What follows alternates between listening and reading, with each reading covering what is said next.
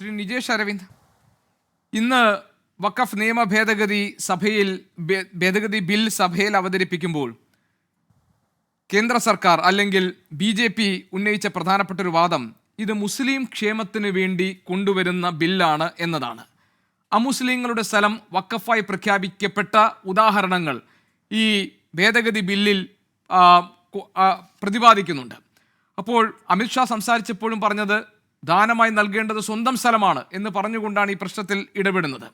ഇത് രാജ്യത്തിൻ്റെ മതേതരത്വം നിലനിർത്താൻ സഹായിക്കുന്നതും ജനാധിപത്യത്തെ ഒരു തരത്തിലും മുറിവേൽപ്പിക്കാത്തതുമായ ഒരു നിലപാടാണ്. ഇത് മൊത്തം ജനതയ്ക്ക് വേണ്ടിയാണ് എന്നാണ് കേന്ദ്ര സർക്കാർ ഈ നിയമ ഭേദഗതി കൊണ്ടുവരുമ്പോൾ പാർലമെന്റിൽ ഉന്നയിക്കുന്ന ഒരു വാദം. അതിനെ ഇന്ത്യ സഖ്യം തള്ളുമ്പോൾ, അതിനെതിരെ നിലപാട് സ്വീകരിക്കുമ്പോൾ ഇത് ഏത് തരത്തിലാണ് വിഭജന രാഷ്ട്രീയത്തിൻ്റെ ഭാഗമായി മാറുന്നത്? നിങ്ങൾക്കിത് സഭയെ ബോധ്യപ്പെടുത്താൻ കഴിഞ്ഞിട്ടുണ്ടോ? ഞാൻ അങ്ങനെ ചോദിക്കാൻ കാരണം കേരളത്തിലെ MP-മാർ അനുകൂലമായി വോട്ട് ചെയ്യണം എന്ന് സഭ ആവശ്യപ്പെട്ടിരിക്കുന്ന സാഹചര്യത്തിൽ ക്രൈസ്തവ വോട്ടുകൾ കേരളത്തിൽ UDF-ന്റെ വിജയത്തിന് നിർണായകമാണ് എന്നിരിക്കെ കേരള കോൺഗ്രസുകൾ UDF-ന്റെ ഭാഗമായി നിൽക്കുന്നു എന്നതുകൊണ്ട് ഈ കാര്യങ്ങൾ ബോധ്യപ്പെടുത്താൻ കോൺഗ്രസിന് കഴിഞ്ഞിട്ടുണ്ടോ? എന്തുകൊണ്ട് നിങ്ങൾ ഈ ബില്ലിനെ എതിർക്കുന്നു എന്ന്? ഇംഗ്ലീഷ് ഈസ്റ്റ് ഇന്ത്യ കമ്പനി രൂപീകരിക്കുന്ന സമയത്ത് അത് ഇന്ത്യക്ക് വേണ്ടിയാണ് എന്നാണ് ബ്രിട്ടീഷുകാരൻ വാദിച്ചത്. പിന്നീട് 1600 മുതൽ എന്ത് സംഭവിച്ചു എന്നുള്ളത് നമ്മൾക്കറിയാം. BJP-യെ പോലെ ഒരു രാഷ്ട്രീയ പാർട്ടി മതേതരത്വത്തിന് വേണ്ടിയിട്ടാണ് ബില്ല് അവതരിപ്പിക്കുന്നത് എന്ന് പറഞ്ഞാൽ അത് വിശ്വസിക്കാൻ ഗോപികൃഷ്ണനോ എനിക്കോ ഈ പാനൽ ചർച്ചയിലിരിക്കുന്ന ആർക്കെങ്കിലും സാധിക്കുമോ എന്നറിയില്ല. BJP-ക്ക് ഒരു രാഷ്ട്രീയമുണ്ട്, കുറച്ചു കാലമായി അവർ പിന്തുടരുന്ന രാഷ്ട്രീയം. ആ രാഷ്ട്രീയത്തിൽ അവർ ലക്ഷ്യം വെക്കുന്നത് ഇന്ത്യയിലെ ഓരോ ന്യൂനപക്ഷ സമുദായത്തെയായി കീഴ്പ്പെടുത്തുക എന്നുള്ളതാണ്. ആ കീഴ്പ്പെടുത്തലിൻ്റെ ഒരു ലക്ഷ്യമാണ് ഇവിടേക്ക് വെച്ചിരിക്കുന്നത് വഖഫ് ബില്ലിലൂടെ. നമ്മൾക്കെല്ലാം അറിയുന്നത് പോലെ നേരത്തെ സഭയുടെ പ്രതിനിധി പോലും പറഞ്ഞു, ഇതിനകത്ത് പ്രശ്നങ്ങളുണ്ട് എന്ന് ഞങ്ങൾ മനസ്സിലാക്കുന്നു. പക്ഷേ എന്നാണ് അദ്ദേഹം പറയുന്നത്. ആ പക്ഷേ ഇന്ത്യൻ നാഷണൽ കോൺഗ്രസിനെ സംബന്ധിച്ചിടത്തോളം അതൊരു വലിയ പക്ഷയാണ്. ഇന്ത്യയുടെ ഭരണഘടന കൊടുത്തിരിക്കുന്ന അധികാരം, അവകാശം അത് ഇന്ത്യയിൽ ഓരോ പൗരനും, ഓരോ കമ്മ്യൂണിറ്റിക്കും, ഓരോ ആൾക്കും സൈഡ് ലൈൻ ചെയ്യപ്പെട്ടവനും കിട്ടണം. അതുകൊണ്ടാണ് വളരെ പരസ്യമായിക്കൊണ്ട് BJP കുറുക്കൻ്റെ കണ്ണുകളുമായി കോഴിയെ പിടിക്കാൻ വരുന്ന ഈ ബില്ലിനെതിരെ ശക്തമായ നിലപാടെടുത്തത്. അത് ബോധ്യപ്പെടുത്തുന്ന കാര്യത്തിൽ ഞങ്ങൾക്ക് യാതൊരു പ്രയാസമില്ല. അത് നാളുകളിൽ അത് ആരൊക്കെയാണോ അതിൽ സംശയമുള്ളത് ആ സംശയത്തെ നിവർത്തിക്കാൻ ഞങ്ങൾക്ക് യാതൊരു പ്രയാസവുമില്ല. മുനമ്പവുമായി ബന്ധപ്പെട്ട വിഷയമാണെങ്കിൽ അത് ആ വിഷയം ബോധ്യപ്പെടുത്താനും ഞങ്ങൾക്ക് പ്രശ്നമില്ല. മുനമ്പം വിഷയത്തിൽ വളരെ കൃത്യമായ നിലപാടുണ്ട്. അവിടുത്തെ 610 കുടുംബത്തിന് പണം കൊടുത്ത് വാങ്ങിയ ആ ഭൂമി അവർക്ക് തന്നെ കിട്ടണം. അതൊരു ലാൻഡ് ഇഷ്യൂ ആണ്, അതൊരു സ്റ്റേറ്റ് ഇഷ്യൂ ആണ്, അത് കോടതിയുള്ള ഇഷ്യൂ ആണ്. അവരെ പുനരധിവസിപ്പിക്കേണ്ട ഘട്ടം വന്നു കഴിഞ്ഞാൽ അതുപോലും ഗവൺമെന്റ് ഏറ്റെടുക്കണം എന്നാണ് ഞങ്ങളുടെ നിലപാട്. അല്ലാതെ അതൊരു ഇരുന്ന് അത് ചർച്ച ചെയ്ത് അവർക്ക് കൊടുക്കണം. അതിനെ ഒരു ന്യൂനപക്ഷ വിരുദ്ധ ബില്ലുമായി കൂട്ടിച്ചേർത്തുകൊണ്ട് ഈ രാജ്യത്ത് ഇന്നലകളിൽ അവകാശമായിക്കൊണ്ടിരുന്ന കാര്യങ്ങളെ ഇല്ലായ്മ ചെയ്തുകൊണ്ട് ഒരു ഗവൺമെന്റ് മുന്നോട്ട് പോവുകയും അതിൻ്റെ ഇടയിലേക്ക് ഇതാണ് പ്രശ്നം എന്ന് പറയുകയും ചെയ്യുമ്പോൾ നമ്മൾക്കതിനെ വിശ്വസിക്കാൻ സാധ്യമല്ല. അതിനെ എതിർക്കേണ്ടത് പ്രതിപക്ഷ രാഷ്ട്രീയത്തിൻ്റെ കടമയാണ്. ആ കടമ നിർവഹിക്കും. എന്നാൽ ജനാധിപത്യത്തിൽ എതിർ ശബ്ദങ്ങളെ ബോധ്യപ്പെടുത്തേണ്ട ഉത്തരവാദിത്തമുണ്ട് എന്നുള്ളത് ഞങ്ങൾക്കറിയാം. ആ എതിർ ശബ്ദം അത് ചെറുതാണെങ്കിലും വലുതാണെങ്കിലും അവരെ അവഗണിക്കുകയല്ല ചെയ്യുക, അവരെ ബോധ്യപ്പെടുത്തുകയാണ്. ആ ബോധ്യപ്പെടുത്തലേക്ക് ഇന്ത്യൻ നാഷണൽ കോൺഗ്രസ് മുന്നോട്ട് പോകും. ഫ്രാൻസിസ് ജോർജ് MP ഒക്കെ ഈ വോട്ടെടുപ്പിൽ നിന്ന് മാറി നിൽക്കാൻ അനുവാദം ചോദിച്ചു എന്ന വിവരങ്ങൾ വന്നിരുന്നു. UDF-നകത്ത് കേരള കോൺഗ്രസുകൾക്ക് ഈ കാര്യത്തിൽ ഒരു വ്യക്തത വരുത്തേണ്ട സാഹചര്യം ഇപ്പോഴും ഉണ്ടായിട്ടുണ്ടോ? അതോ ഇത് ഒറ്റക്കെട്ടായി തന്നെ ഈ നിയമത്തെ എതിർക്കുക എന്നതിനോട് തുറന്ന ഒരു സമീപനം കേരള കോൺഗ്രസിനുണ്ടോ?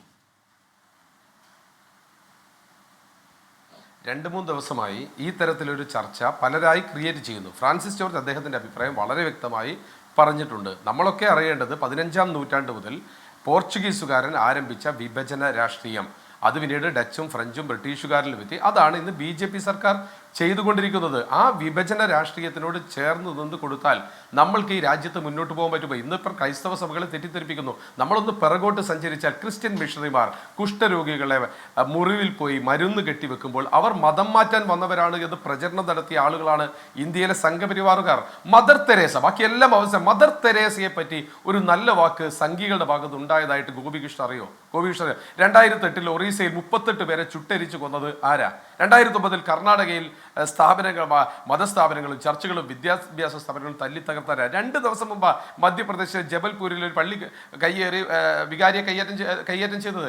മണിപ്പൂരിൽ ബാക്കിയെല്ലാം അവസാനിപ്പിക്കും. 300-ലധികം ആരാധനാലയങ്ങൾ തല്ലി തകർത്ത് 1 ലക്ഷത്തോളം ആളുകൾ ഇന്ന് ദുരിതാശ്വാസ ക്യാമ്പിലും നാട് വിട്ടും പോവുകയും ചെയ്തൊരു മണിപ്പൂർ നമ്മുടെ മുന്നിലുണ്ട്. അങ്ങനെ മതേതരത്വത്തിന് വേണ്ടി നിലകൊള്ളുന്ന ഒരു സർക്കാരാണ് എങ്കിൽ ആദ്യം റിഹാബിലിറ്റേഷൻ നടത്തുന്നുണ്ട് ഇവരെയല്ലേ, ഇവരോട് ചെയ്യണ്ടേ? ഞാൻ അവിടുത്തെ ജാതിയും മതവും എന്നല്ല പറയുന്നത്. അപ്പോൾ ആ മണിപ്പൂരിൽ ഞങ്ങളൊപ്പം ഭൂരിപക്ഷത്തിനോടൊപ്പം നിന്ന് അവിടുത്തെ ന്യൂനപക്ഷത്തിനെ ചവിട്ടി മെതിച്ചാൽ ഭൂരിപക്ഷം ഞങ്ങളോടൊപ്പം നിൽക്കും എന്നൊരു പ്രതീക്ഷയുണ്ടായിരുന്നു BJPക്ക്. പക്ഷേ ഇന്ത്യയിലെ ജനാധിപത്യ വോട്ടർമാർ അത് വളരെ വ്യക്തമായി BJPക്ക് കാണിച്ചു കൊടുത്തു. ഞങ്ങളുടെ വെട്ടിയും കുത്തിയും ഇല്ലാതാക്കിയും വിഭജിച്ചും ചെയ്തു കഴിഞ്ഞാൽ ഞങ്ങൾ സമാധാനത്തിന് വേണ്ടി വോട്ട് ചെയ്യും എന്ന് പറഞ്ഞുകൊണ്ട് ഒപ്പം നിൽക്കുമെന്ന് പറയുന്ന സമുദായത്തിലെ ആളുകൾ അവിടെ പോളിംഗ് ബൂത്തിനകത്ത് എത്തിയ സമയത്ത് അവർ മതേതരത്വത്തിന് വേണ്ടി കൈനീട്ടിക്കൊടുത്തു വോട്ട് ചെയ്തു. 2 MP കോൺഗ്രസിനുണ്ടായി. അതൊരു വലിയ പാഠമായിരുന്നു, വലിയൊരു മെസ്സേജ് ആയിരുന്നു. ആ മെസ്സേജ് ഇന്ത്യ രാജ്യം മുഴുവനുണ്ട്. വടക്ക് കിഴക്കൻ സംസ്ഥാനങ്ങളെ പേടിപ്പിച്ച് നിർത്തിക്കൊണ്ട് ഭരണപക്ഷത്തേക്ക് ഏറ്റെടുക്കുന്ന ഒരു പ്രക്രിയ. നമ്മളൊക്കെ പറഞ്ഞ വാഷിംഗ് മെഷീൻ പൊളിറ്റിക്സ് കുറെ കാലമായി BJP ചെയ്യുന്നു. അത് ഒരു ഭാഗത്ത് ED ആണ് എങ്കിൽ മറുഭാഗത്ത് പല രീതിയിൽ കൊണ്ടുവരുന്നു. അതിന്റെ ഒരു അവസാനത്തെ ഉദാഹരണമാണ് ഇവിടെ വിഭജിക്കുക. ഇവിടെ ക്രിസ്തുമത വിശ്വാസികളും ഇസ്ലാം മത വിശ്വാസികളും തമ്മിൽ എന്തോ പ്രശ്നമുണ്ട് അതൊരു നെറേറ്റീവിനെ കുറെ കാലമായി ഉണ്ടാക്കിക്കൊണ്ടേയിരിക്കുന്നു. അത് ഗ്രൗണ്ട് ലെവലിൽ എത്തുന്നു. ആ ഗ്രൗണ്ട് ലെവൽ എത്തിക്കഴിഞ്ഞാൽ ഒരിക്കലും യോജിക്കാത്ത 2 സമുദായമാകുന്നു. വിചാരധാര പണ്ടേ പറഞ്ഞു വെച്ചിട്ടുണ്ട്. ഒന്നാമത്തെ ശത്രു മുസ്ലിംകളാണ്, രണ്ടാമത്തത് ക്രിസ്ത്യാനികളാണ് എന്ന്. അപ്പൊ ഒന്നാമത്തെ ശത്രുവിനെ രണ്ടാമത്തെ ശത്രുവിനെ കൊണ്ട് അടുപ്പിക്കാൻ, ശത്രുവിന്റെ ശത്രു മിത്രം എന്ന് പറഞ്ഞു കൊടുത്ത് അടുപ്പിക്കുന്ന തരത്തിലേക്ക് ഇന്ത്യയുടെ രാഷ്ട്രീയത്തെ മാറ്റാൻ BJP ശ്രമിക്കുമ്പോൾ ആ കൗശലത്തെ, കുശാഗ്ര ബുദ്ധിയെ, കുറുക്കന്റെ ബുദ്ധിയെ നമ്മൾ കാണുന്ന സമയത്ത് അതിനെ എതിർക്കേണ്ട ഉത്തരവാദിത്വം ഇന്ത്യയിലെ മതേതര വിശ്വാസികൾക്കില്ലേ? മുനമ്പത്തെ 610 ആളുകളെ പുനരധിവസിപ്പിക്കുന്നത് പോലെ തന്നെ വേദനിക്കുന്ന മണിപ്പൂരിലെ ജനതയെ പുനരധിവസിക്കേണ്ട ഉത്തരവാദിത്വം രാഷ്ട്രീയ പ്രസ്ഥാനങ്ങൾക്കില്ലേ? എന്തെങ്കിലും ഒരു വിരൽ ഇന്ന് നീട്ടിക്കഴിഞ്ഞോ നരേന്ദ്രമോദി? അവിടെ വരെ പോവാൻ നരേന്ദ്രമോദിക്ക് സാധിച്ചിട്ടുണ്ടോ? അപ്പോൾ നമ്മൾക്കൊരു രാഷ്ട്രീയത്തെ കാണുമ്പോൾ വേദനിക്കുന്നവന്റെ രാഷ്ട്രീയം നമ്മൾ കണ്ടേ മതിയാകും. ആ രാഷ്ട്രീയത്തിൽ ഇന്ത്യയിലെ മതേതര പ്രസ്ഥാനങ്ങൾ ഒറ്റക്കെട്ടായി നിന്നുകൊണ്ട് എതിർക്കുന്ന സമയത്ത് അതിന്റെ യാഥാർത്ഥ്യത്തെ തിരിച്ചറിയാൻ എല്ലാവരും തയ്യാറാവണം. ആർക്കെങ്കിലും അഭിപ്രായ വ്യത്യാസമുണ്ടെങ്കിൽ അവരെ ഇല്ലാതാക്കിയോ വെട്ടിയോ ആക്ഷേപിച്ചോ അപമാനിച്ചോ അപഹസിച്ചോ കളിയാക്കിയോ മാറ്റി നിർത്തലല്ല, അവരെ കൂടി കൂട്ടിച്ചേർത്തുകൊണ്ട് അവരോടുകൂടി സംസാരിച്ചുകൊണ്ട് എന്താണ് മുന്നോട്ട് വെക്കുന്ന ലക്ഷ്യം, ദീർഘകാലമായി നിലനിൽക്കുന്ന ലക്ഷ്യം നമ്മളൊക്കെ ആലോചിച്ചാൽ വളരെ ലളിതമായി, നേരത്തെ ഫസൽ ഗഫൂർ സർ പറഞ്ഞു കഴിഞ്ഞു, ലളിതമായി പറഞ്ഞു കഴിഞ്ഞാൽ ഈ ബില്ലിലെ ഭേദഗതികൾ വന്നപ്പോൾ BJP അവകാശപ്പെട്ടത്, കേന്ദ്ര സർക്കാർ അവകാശപ്പെട്ടത് നിങ്ങൾ ഈ ബില്ലിനെ എതിർത്തു. അപ്പോൾ നിങ്ങൾ പറഞ്ഞു അത് JPCക്ക് വിടണമെന്ന്. ഞങ്ങൾ JPCക്ക് വിട്ടു. ഇതാ JPCയിലൂടെ അതിൻ്റെ ഭേദഗതികൾ വന്നിരിക്കുന്നു. ഇനിയും നിങ്ങൾ എന്തിനാണ് ഇതിനെ എതിർപ്പ് രേഖപ്പെടുത്തുന്നത് എന്ന് പാർലമെന്റിൽ BJP അംഗങ്ങൾ ചോദിക്കുകയാണ്. JPCയിൽ എന്താ സംഭവിച്ചത് ഗോപീഷ്ണൻ? നമ്മൾ കുറെ കാലമായി JPC കാണുന്നുണ്ടല്ലോ. നരസിംഹറാവുവിന്റെ കാലഘട്ടം മുതലൊക്കെ JPC നമ്മളൊക്കെ കണ്ടിട്ടുണ്ട്. മാസങ്ങളോളം ചർച്ച ചെയ്ത JPCക്കകത്ത് അഭിപ്രായ സ്വാതന്ത്ര്യം കൊടുത്തോ? പ്രതിപക്ഷം മുന്നോട്ട് വെച്ച് അതിനെ അവഗണിച്ചില്ലേ? JPCക്കകത്ത് കൃത്യമായ ചർച്ച നടത്തി ഒന്നും ചെയ്തിട്ടില്ല. ഇത് JPCക്ക് വിടുക എന്നൊരു ചടങ്ങ് പൂർത്തീകരിക്കൽ മാത്രമാണ് BJP ചെയ്തിട്ടുള്ളത്. BJP ഓരോ ബില്ല് കൊണ്ടുവരുമ്പോഴും പറയുന്നത് അത് തന്നെയാണ്. പൗരത്വ ഭേദഗതി ബിൽ, ഇന്ത്യ രാജ്യത്ത് അങ്ങേയറ്റം പ്രതിഷേധമുണ്ടാക്കിയ പൗരത്വ ഭേദഗതി ബിൽ കൊണ്ടുവന്നപ്പോഴും അവർ പറഞ്ഞത്, ഏക സിവിൽ കോഡ് കൊണ്ടുവന്നപ്പോഴും അവർ പറഞ്ഞത് അവരിതെല്ലാം നല്ലതിന് വേണ്ടിയിട്ടാണ് എന്നാണ്. പക്ഷേ BJPയുടെ ചരിത്രം, RSSന്റെ ചരിത്രം അറിയുന്ന ആളുകൾക്ക്, സംഘപരിവാറിന്റെ ലക്ഷ്യം അറിയുന്ന ആളുകൾക്ക് ഇത് കൃത്യമാണ്. അതിനെ പ്രതിരോധിക്കേണ്ട ഉത്തരവാദിത്വം ഇന്ത്യൻ നാഷണൽ കോൺഗ്രസിന് ഉണ്ട്.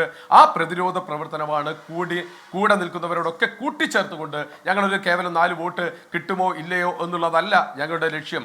ആ ലക്ഷ്യത്തിനപ്പുറത്ത് ഇന്ത്യ എന്ന് പറയുന്ന രാജ്യമാണ്, ഇന്ത്യയിലെ ദീർഘകാലമായി നമ്മൾ അനുഭവിച്ചു കൊണ്ടിരിക്കുന്ന സഹവർത്തിത്വം, സഹിഷ്ണുതയോടുകൂടിയ മതേതരത്വം, ഇതൊക്കെയാണ് നമ്മൾക്ക് വേണ്ടത്. അത് കൈമോശം വന്നു പോവുക എന്ന് പറഞ്ഞാൽ ഞങ്ങളൊക്കെ ജീവിക്കുന്ന, ഞങ്ങളുടെ രാഷ്ട്രീയ പ്രസ്ഥാനമുള്ള സമയത്ത് അത് നഷ്ടപ്പെട്ടു പോകുമ്പോൾ വലിയ പ്രയാസമാണ്. ആ പ്രയാസം ഉണ്ടാവാൻ പാടില്ല. ജനാധിപത്യത്തിലൂടെ തിരിച്ചു വരണമെന്ന് ആഗ്രഹിച്ച ഒരു ജനതയാണ് കഴിഞ്ഞ 2024 വോട്ട് ചെയ്തത്. ആ വോട്ട് ചെയ്ത ജനത എത്തിച്ച പ്രതിപക്ഷത്തിന് ദൗത്യമുണ്ട്, ഉത്തരവാദിത്തമുണ്ട്. അതിനൊറ്റ ശബ്ദമേ ഉള്ളൂ.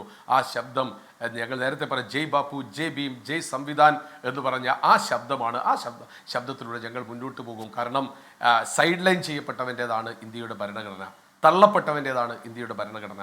അവനെ കൂടി കൈപിടിച്ചുയർത്തേണ്ടതാണ് ഇന്ത്യയുടെ ഭരണഘടന.